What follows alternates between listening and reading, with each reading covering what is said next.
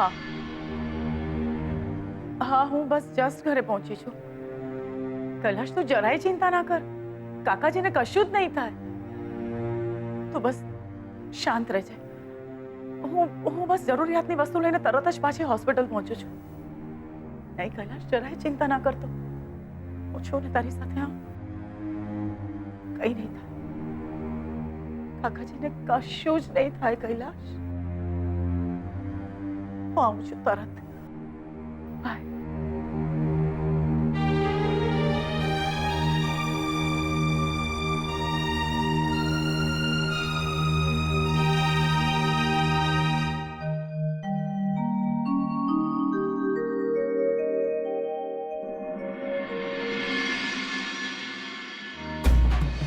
તમારી દીકરીના નસીબમાં બીજ વર છે.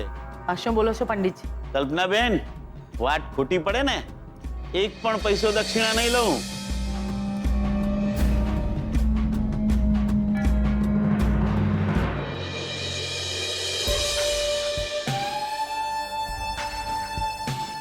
શ્રુતિના લગ્ન કોઈ બીજું વર સાથે નહીં થાય.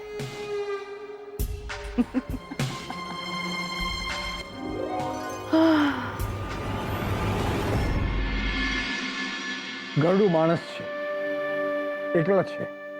અને આવી કોઈ તકલીફ થાય તો હેરાન તો થવાય જ ને.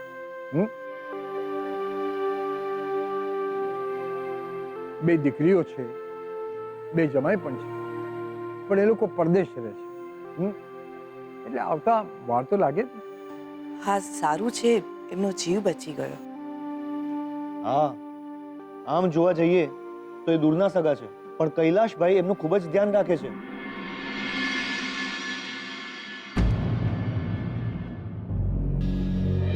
દાદાજી, ઓહો, આવો આવો આવો કલ્પના, કૈલાશ, આવો આવો, બેસો.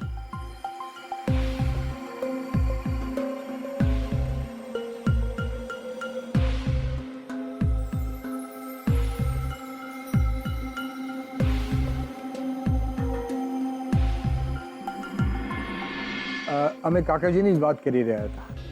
હા, બહુ ખરાબ બની ગયું.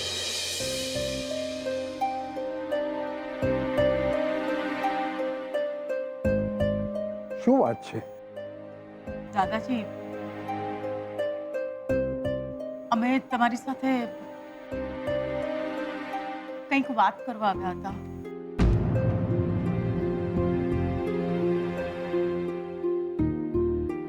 હા હા, કોને? મૂંઝાઓ નહીં. દાદાજી, વાત જાણે એમ છે કે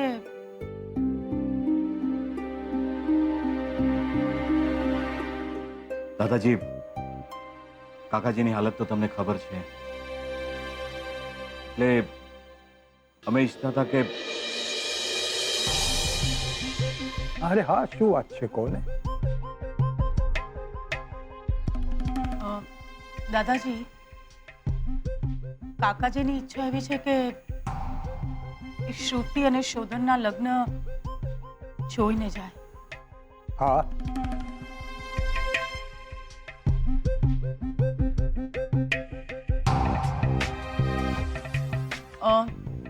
તો અમે એવું વિચારતા હતા કે શ્રુતિ અને શોધનના લગ્ન... હા હા, બોલો. દાદાજી, જો શ્રુતિ અને શોધનના લગ્ન આપણે થોડા વહેલા લઈ લઈએ તો...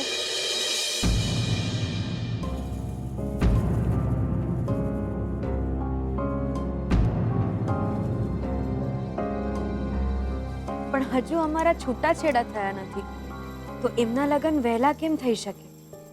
હે દેવી માં,